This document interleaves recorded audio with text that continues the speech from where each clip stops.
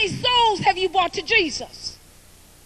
How many souls will you win for his kingdom before he comes? It's not enough for me to be just Dr. Kim Logan-Nowlin. I need a ministry. Your degree now is the launching pad for your ministry. You're about to take off. It's no time for you to sit back and get a haughty spirit, get arrogant. That's why a lot of folks are where they are today. They're stuck. They can't move forward. Jealousy and envy. I got mine, you get yours. We are to look out for each other. Help each other. Had so many campus daughters in this class who called and just wrote me and talked with me, walked right up to me and introduced themselves to me, told me what situation they were in, what they needed. And we talked and had a mother-daughter relationship. It's not enough for you just to earn this degree. What is next? Humility is number 4. Jesus was a humble man. Proverbs 18:12, pride ends in destruction, humility ends in honor. You cannot succeed in life with a haughty, arrogant personality. Humble yourself before the Lord, and he shall exalt you in due time. Peter 5:6. No one wants to be around anyone who has an ugly personality. Walking around with your head up in the air. What you looking for? Think you're better than somebody else because you may have more letters or more money or a bigger house or a bigger car. When I come to alumni weekend, don't ask me about, well, how's things going with your money, with your marriage, with your children. Those things are fine. Ask me if I'm still with the Lord. Ask me how I'm doing with Jesus.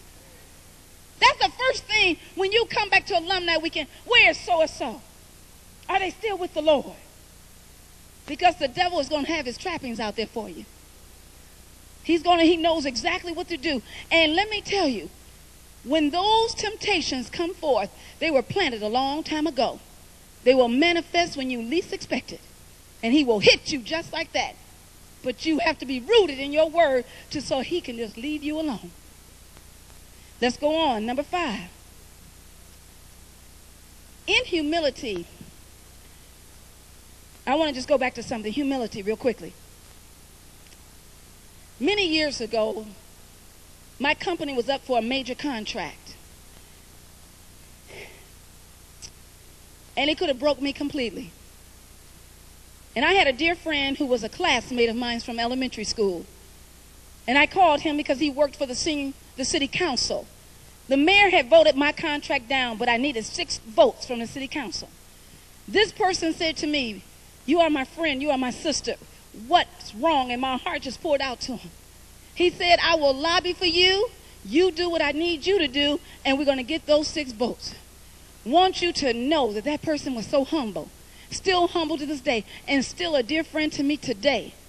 You don't know who God will use in your life, a classmate sitting right next to you. And that dear friend was Judge Greg Mathis. Judge Greg Mathis helped my business move to the next level when it was in trouble. But God has not given you a spirit of fear, but of love, power, and a sound mind. God told Jehoshaphat to stand still, for the battle is not yours, but the Lord's. Trust in the Lord with all thine heart, and lean not to thine own understanding. In all thy ways acknowledge him, and he shall direct your path. Number 6, which is the most important, is faith. If one freeway is closed, go another way. Don't give up. Don't be discouraged. Some of you have already made up your mind what you're going to do in the next few months. And those of you who don't know, keep praying, keep trying. And those of you who already know, God can take you on another freeway too. You think you're going one way and God will take you another. Satan is attacking our families, parents. It's very important that we nurture our young men and our young ladies. Talk to your daughters, talk to your sons. Talk to them about their relationships with each other and the person that they're involved with. Some may choose to stay single, but you can't lose sight of those who've helped you get to this point. How did you get here in the first place? School counselors, pastors, a church, family. Somebody helped you. And now your graduating class is your family. But I want you to know you are never alone. You're never alone as long as you stay with the Lord and the will of God. And you are never alone as long as you're an Oakwoodite. Come on now. You come to my house and eat anytime because you're an Oakwoodite. It's amazing how Oakwoodites will find out where you live, all right? But this is just the beginning for you. Some of you tomorrow evening will earn your associate degrees. Some will earn their bachelor's of arts degree. Some will earn their bachelor's of science. Some will earn their BSW, your BSN, your MA, your MSW, your MBA, your CPA, your MD, your DO, your DDS, your LD, your JD, your EDD, and your PhD. You will not be moved. You will not be moved. Handle your business for the Lord. When you come into this college campus, it says, enter to learn, depart to serve. I'm so glad that you are leaving. Sylvia Barnes asked me one day, child, do you plan to graduate? I said, eventually. She said, baby, you leaving here in 4 years. You are going to pass these classes. And she said, Miss Logan. I said, yes, Dr. Barnes. When are you graduating? I said, soon. It went from eventually to soon. Then by my junior year, she says, Miss Logan. I said, yes, Dr. Barnes. When are you graduating? I said, next year. Everything is in divine order. Everything must stay in divine order. Rosa was known as a praying woman. She had pressures on her, but she knew what God could do. She was a humble, loving woman. When I was in the 11th grade, my mother didn't have enough money to keep me at a Delphine Academy. And a couple at my church offered to assist my mother to keep me in school. That woman later became the private nurse to Rosa Parks. She came to me and she said, one day I will ask of your service. And I looked at her in the 11th grade. She said, I will come and ask you of your service. And I need you to be available. I didn't know what was happening, but God had the plan already in order. 5, 6, 10 years later, my telephone rang, and it was she. And she said, I need you to be the guest speaker for Mrs. Rosa Parks.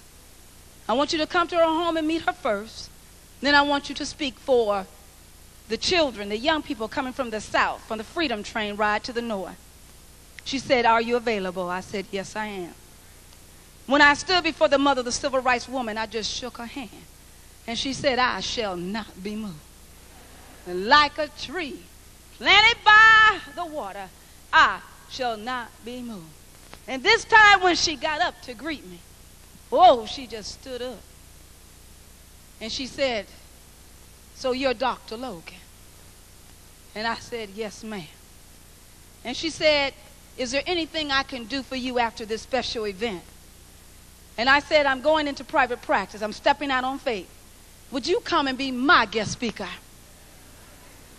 And mother of the civil rights movement came, and she was my guest speaker at my clinic. You don't know how God is setting things in order for you. You just don't know. But be ye also ready. Frederick Douglass said, I shall not be moved. Ben Carson said, I shall not be moved. Dr. Shan said, I shall not be moved. Come on now. Dr. Baker said, I shall not be moved. Come on now. Sojourner Truth said, I shall not be moved. Phyllis Wheatley said, I shall not be moved. Mozart Chopin said, I shall not be moved. God is no respecter of person. Dr. Mandy Piper said, I shall not be moved. Judge Greg Mathis said, I shall not be moved. Dr. Kim Logan says, I shall not be moved. And the graduating class of 2002 shall not be moved. Shall not be moved. Now I need you to stand to your feet with me. Now I need you to take your hand and reach it all the way back. Reach it back. Take somebody's hand and just try to pull it up. Pull it forward. Pull that arm forward. Pull it forward. That's right. Make them fall. That's the highest level of self-esteem when you